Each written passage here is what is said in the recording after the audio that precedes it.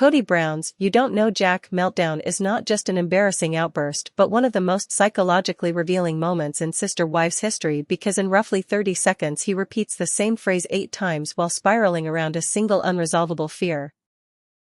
That David Woolley sees him clearly and that everyone else does too, and the repetition itself is the tell, because people don't repeat phrases like that when they're confident, they do it when they're panicking, when they're trying to speak a reality into existence that they can feel slipping away. And what makes this moment so devastating for Kody is that David doesn't merely challenge his narrative, David disproves it by existing, by treating Christine with consistency, respect, and emotional safety, and by succeeding quietly at the very things Kody spent 25 years insisting were impossible, which is why Kody's argument collapses into word salad almost immediately as he tries to claim authority through experience while simultaneously admitting that after 30 years of plural marriage he doesn't know jack, a contradiction so fatal it undercuts every criticism he tries to level at David, because if lived experience produced no understanding, then experience itself is meaningless as a credential. And Kody's attempt to elevate his ignorance over David's clarity becomes absurd, like a man who burned down his own house insisting he understands architecture better than the engineer examining the wreckage, and beneath the surface of his rant is a much darker translation. That David observed Kody's dysfunction and correctly identified it as abusive, but because David was not inside the abuse, Kody insists his observations don't count. A classic gatekeeping tactic used by abusers and cult leaders alike to maintain narrative control by declaring that only insiders are qualified to define reality, even when those insiders are the ones who caused the harm. And this is why Kody keeps reframing David as someone looking into polygamy instead of what he actually was, which is a man witnessing the emotional devastation of a woman he loved and recognizing neglect, manipulation, and boundary violations for what they were. Because if David is judging polygamy as an abstract lifestyle then Kody can argue ideology, but if David is judging Kody's behavior specifically then Kody has no defense, so he deflects, projects, and repeats himself, accusing David of thinking he knows jack while unconsciously describing himself, the self-appointed patriarch who spent decades lecturing his wives with absolute certainty, because David has never claimed expertise on polygamy at all. He has only identified specific behaviors as harmful, something that requires neither insider status nor ideological purity, only basic emotional health and perspective is exactly what Kody lacks and David possesses, which is why Kody's attempt to dismiss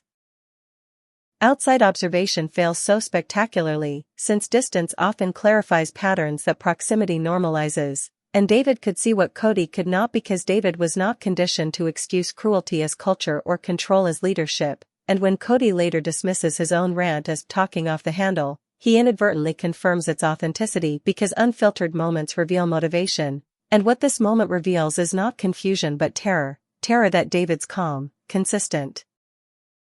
presence exposes the lie at the center of Kody's identity. That plural marriage failed not because it is inherently impossible but because Kody practiced it in a way that centered his ego, his needs, and his power at the expense of everyone else, and this is why Kody's final move is to accuse David of being angry about polygamy itself rather than about Christine's treatment, because ideology is safer than accountability.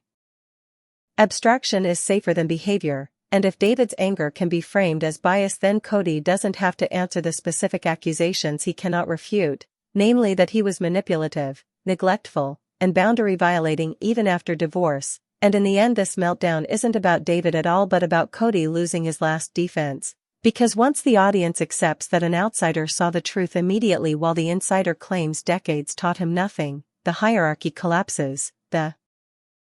narrative control evaporates, and Kody is left doing the only thing he knows how to do when power slips away, which is repeat, deflect, and insist, louder and louder, that the problem is everyone else, even as the evidence of his own failure stands calmly in front of him, married to the woman he could never control and proving, simply by existing, that Kody Brown was never the victim of plural marriage but the author of its damage. What makes Kody Brown's meltdown even more revealing when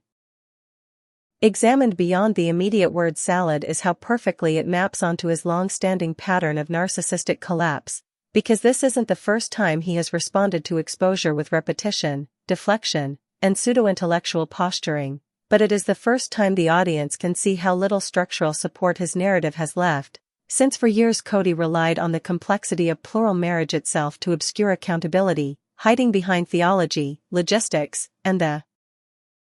supposed emotional difficulty of loving multiple wives as if confusion were proof of depth. But David Woolley's presence strips all of that camouflage away by demonstrating that emotional clarity is not only possible but sustainable, and that love does not require chaos to be authentic, which is why Kody's insistence that David doesn't know Jack functions less as an insult and more as a boundary spell, a desperate attempt to mark David as illegitimate so that his conclusions can be dismissed without engagement.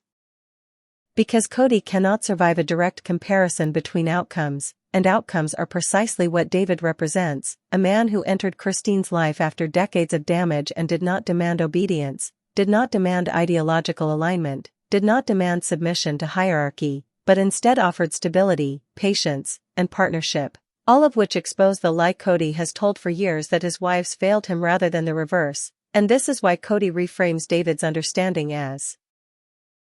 theoretical rather than experiential, because if David's understanding is experiential, if it comes from witnessing Christine's trauma responses, her fear, her withdrawal, her grief, then Kody must confront the fact that his behavior produced observable harm, and observable harm does not require insider credentials to diagnose, it only requires honesty, something Kody has systematically avoided by positioning himself as both victim and authority, a paradox that collapses the moment he admits he doesn't know Jack, because that admission nullifies his right to judge anyone else while simultaneously indicting his leadership, since a man who claims ignorance after decades of control is not humble but negligent, and the audience can feel that dissonance even if they cannot articulate it formally, which is why this rant lands with such visceral discomfort, because viewers instinctively recognize the sound of someone arguing for dominance without substance, and the repetition of doesn't know Jack becomes almost incantatory, a rhythmic attempt to drown out the quieter, more devastating truth that David didn't need to live plural marriage to understand Kody, he only needed to watch him, and watching was enough, because abuse does not become invisible just because it is culturally justified, and manipulation does not become benevolent just because it is framed as leadership, and neglect does not become spiritual just because it is wrapped in doctrine, and Kody's fury stems from the fact that David identified these dynamics without buying into the myth that suffering is proof of righteousness, which is the foundational belief Kody has used to excuse his failures for decades, and when Kody accuses David of being angry about polygamy rather than about behavior, he is engaging in the oldest rhetorical trick in authoritarian systems, which is to redefine moral outrage as ideological intolerance so that the substance of the critique can be avoided, because it is far easier to argue about belief systems than to answer for harm done to a specific human being, and that human being is Christine, whose transformation since leaving Kody is perhaps the most damning evidence of all, because healing is visible, joy is visible, self-trust is visible, and these changes did not occur because Christine abandoned plural marriage in the abstract but because she escaped Kody's control in particular, which is why David's role is so threatening, since he did not fix Christine, he simply stopped harming her, and the absence of harm allowed her to recover, a reality that indicts Kody far more powerfully than any accusation ever could, and this is why Kody's meltdown reads as less angry than terrified, because anger seeks engagement while terror seeks erasure, and Kody wants David erased from legitimacy, erased from authority, erased from relevance, yet cannot accomplish that because David refuses to perform defensiveness, refuses to argue credentials, refuses to play the patriarchal dominance game at all, choosing instead to remain grounded, emotionally regulated, and uninterested in competing for narrative control, which leaves Kody shouting into a vacuum of his own making, and the more he insists that David doesn't know Jack, the more obvious it becomes that Kody is the one whose understanding has failed to evolve, failed to integrate feedback, failed to produce growth, because genuine insight does not require repetition to sustain.